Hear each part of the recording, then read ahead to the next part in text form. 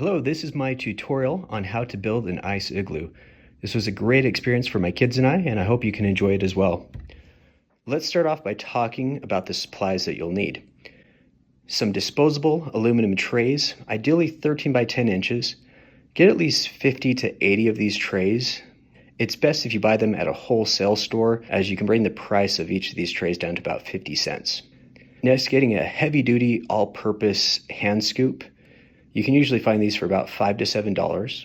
Grab a few 5-gallon buckets, then a large heavy-duty storage container to hold the water and snow. To make the ice bricks, you'll need to look at the forecast ahead of time and make sure that the evening temperature is going to be below at least 15 degrees.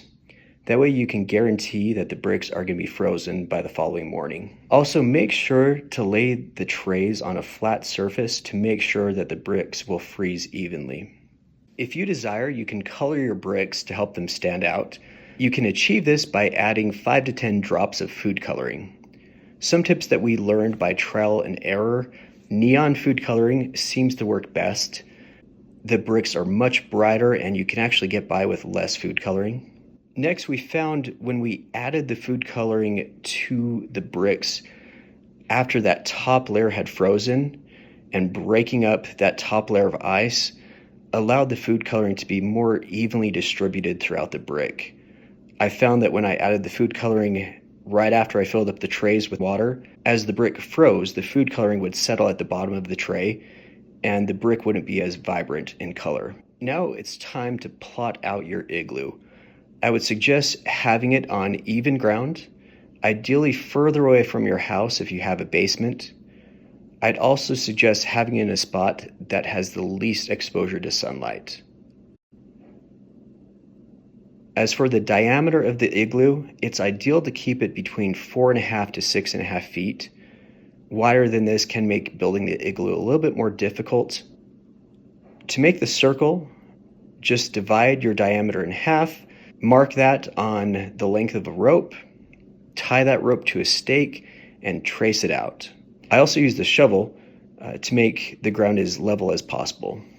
Now, how do you hold the ice bricks together? I use what I call snow cement. It's basically combining snow with cold water in the 5-gallon buckets. Now, you'll need to mix these two until you have the consistency between a Slurpee and a snow cone, basically a slush. If you're laying bricks in cold weather, err on the side of wetter snow, as when the water drips down, it will quickly freeze and provide further support to the bricks below. Once you have laid those foundation bricks, it's important to now establish a nice firm base by filling all the nooks and crannies of those bricks with the snow cement. Once that has solidified, now it's time to lay the bricks. You can accomplish this by laying a good layer of that snow cement on top of the base and then placing the bricks on their long side. It's ideal to pack those bricks so that they're as close to a 90-degree angle as you can get. Definitely do this for the first 2 to 3 rows, as it really is beneficial for the height of the igloo. One thing to notice about the shape of the bricks is that there will be a long end and a short end. The long end associated with the top of the tray, the short end associated with the bottom of the tray. One thing I found for the first few layers, it was helpful to alternate the bricks so the long end of one brick matched with the short end of the other. Once you finish the first 2 to 3 layers, you'll then need to have the bricks with the short end facing in, so that the natural angle of that brick will promote the wall to curve inward to create that dome. As you're getting closer to the top of the igloo, you'll find that you'll be using a lot more snow cement to try and piece everything together. It's really helpful to have someone else helping you to either hold the bricks in place or handing you the snow cement.